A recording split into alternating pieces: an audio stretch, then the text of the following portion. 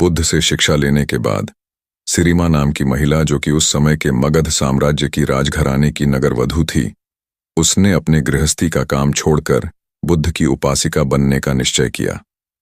सिरिमा राजघराने की सबसे सुंदर और अमीर स्त्री थी, लेकिन अब उसने अपना सारा समय बौद्ध संघ की देखरेख, भिक्षुओं की आज्ञा पालन और दूसरे अच्छे कामों में लगाना शुरू कर दिया। उसने बौद्ध संघ से हर दिन 8 नए भिक्षुओं को अपने घर बुलाकर भोजन कराने का नियम बना रखा था।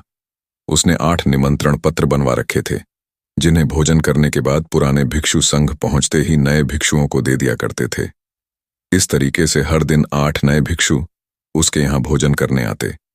सिरिमा भोजन करने आए भिक्षुओं को अपने हाथों से भोजन परोसती और उन्हें उचित आदर्श सम्मान देते। भोजन सबके लिए पर्याप्त और बहुत ही स्वादिष्ट होता था। एक दिन की बात है, 8 में से एक भिक्षु, जो कि उस दिन सिरिमा के घर से भोजन ग्रहण करके लौटे थे, आश्रम में आने के बाद से बड़ा ही उतावला और प्रसन्न प्रतीत हो रहा था। तो आश्रम के कुछ अन्य भिक्षुओं ने उस भिक्षुओं से सिरिमा के घर के भोजन के बारे में पूछा। उस प्रसन्न ने भिक्षु ने कहा, भोजन सबके लिए पर्याप्त मात्रा में था और भोजन का स्वाद ऐसा था कि जिसकी तुलना ही न की जा सके। इससे स्वादिष्ट भोजन मैंने आज से पहले कभी नहीं खाया था, लेकिन वहां की सबसे महत्वपूर्ण और ना भूलने वाली चीज थी उस घर की मालकिन की सुंदरता। सिरिमा एक अद्भुत सुंदरी है, उसकी सुंदरता की कोई तुलना ही नहीं है। वह एक बहुत ही आकर्षक और सौम्य स्त्री है, जो किसी का भी मन मोह लेती है। सारी बातें वही खड़ा एक जवान भिक्षु भी सुन रहा था। उस जवान भिक्षु के अंदर सिरिमा के प्रति आकर्षण पैदा होने लगी। उसने सोचा, असल में वह इस भिक्षु की बातों में इतनी सुंदर लग रही है, तो वह असल में कितनी सुंदर होगी। उसके मन में सिरिमा की सुंदरता की अलग अलग तस्वीरें उभरने लगीं। वह उस स्त्री के प्रेम में पड़ चुका था, जिससे वो अभी तक मिला भी नहीं था। उसने पता लगाना शुरू कर दिया कि सिरिमा के घर भोजन के लिए कैसे जाया जा सकता है। बहुत प्रयास करने के बाद उसने एक भिक्षु से अगले ही दिन का निमंत्रण पत्र प्राप्त कर लिया, क्योंकि अब वह सिरिमा के लिए एक दिन का भी इंतजार नहीं कर सकता था। वह उस रात ठीक से सो भी ना सका, क्योंकि वह पूरी रात सिरिमा के बारे में ही सोचता रहा। लेकिन उसी दिन सिरिमा अचानक बहुत बीमार पड़ गई। वह अपने सारे गहने और सजावट की वस्तुएं उतारकर बिस्तर पर सोने चली गई। इसीलिए जब वह प्रेमी युवा भिक्षु सिरिमा के घर पहुंचा, तो नौकरों ने उसका स्वागत किया और उसे भोजन परोसा। यह देखकर उस युवा भिक्षु को बहुत क्रोध आया और वह अंदर ही अंदर बहुत दुखी हुआ। जब सिरिमा को पता चला कि भिक्षु भोजन के लिए बैठ गए हैं, तो उसने उनके प्रति अपना सम्मान जताना चाहा। उसने अपने नौकरों से कहा, भोजन कक्ष तक पहुंचने में मेरी मदद करो।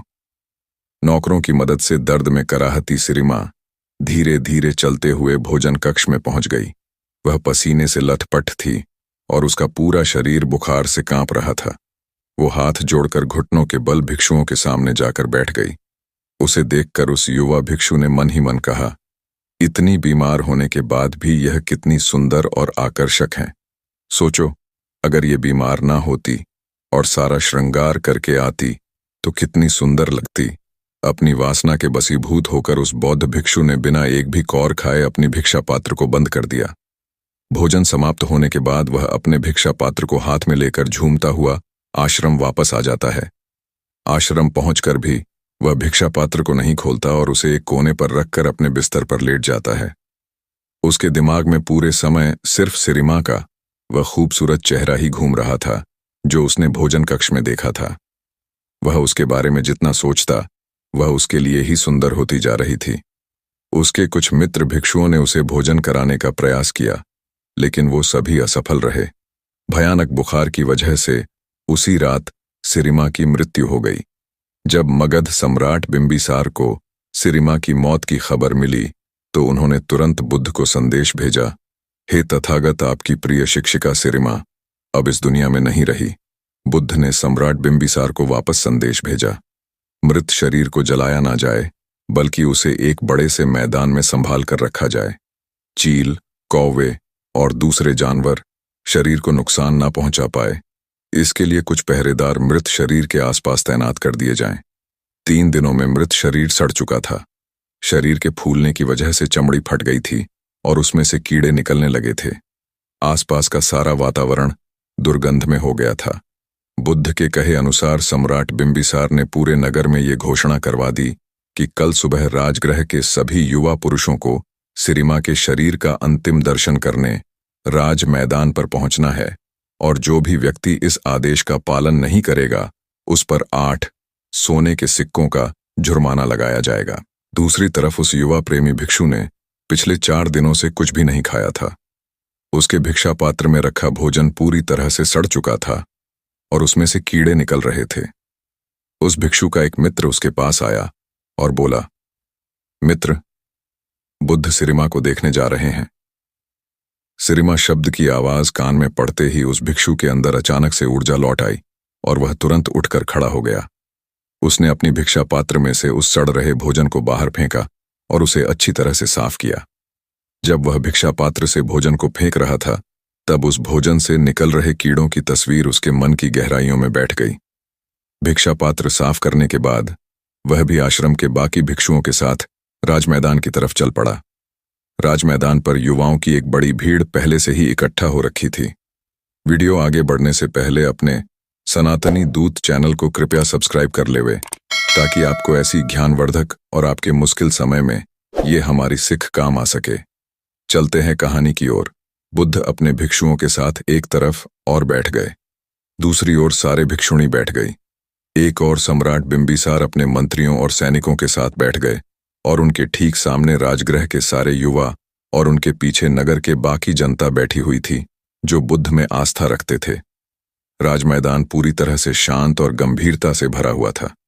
तभी वहां की शांति को भंग करते हुए बुद्ध ने प्रश्न किया, सम्राट, ये सामने पड़ी मृत स्त्री कौन है? सम्राट ने उत्तर दिया, सिरिमा, जीवाका की बहन और राजगृह की नगर वधू। यह सुन, बुद्ध ने कहा। सिरिमा, राजगृह की नगर वधू। बुद्ध ने कहा, चलो अभी सच्चाई का पता लगाते हैं।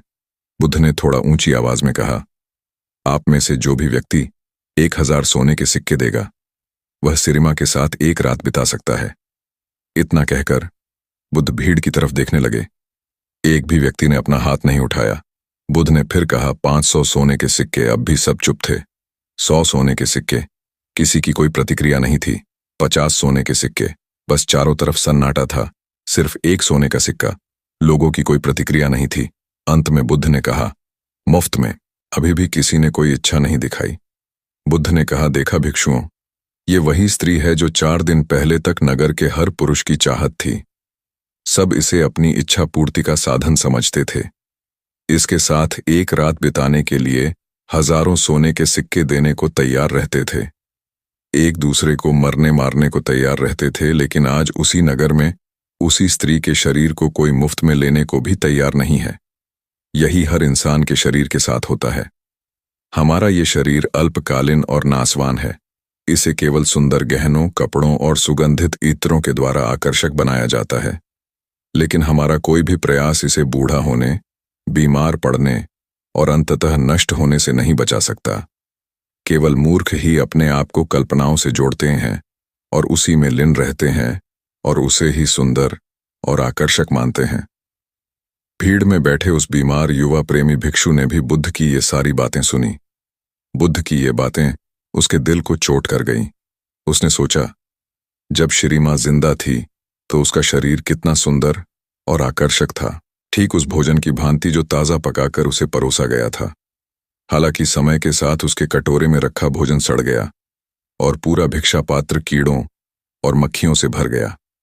इसी तरह एक बार जीवन ने सिरिमा के शरीर को छोड़ दिया तो वह फूल गया, कीड़ों से भर गया, उसमें से तरल पदार्थ निकलने लगा और वह मक्खियों व दूसरे जीवों का आहार बन गया। अपने स्वयं के शरीर के बारे में विचार करने पर वह समझ गया कि वह अलग नहीं है। यहां तक कि इस दुनिया में कुछ भी उसके शरीर को बर्बाद होने से नहीं बचा सकता। इसलिए अपने शरीर और कल्पना से लगाव रखना एक ब्रह्म मात्र है। इस नए ज्ञान के साथ वो बौद्ध भिक्षु आत्मज्ञानी बन गया।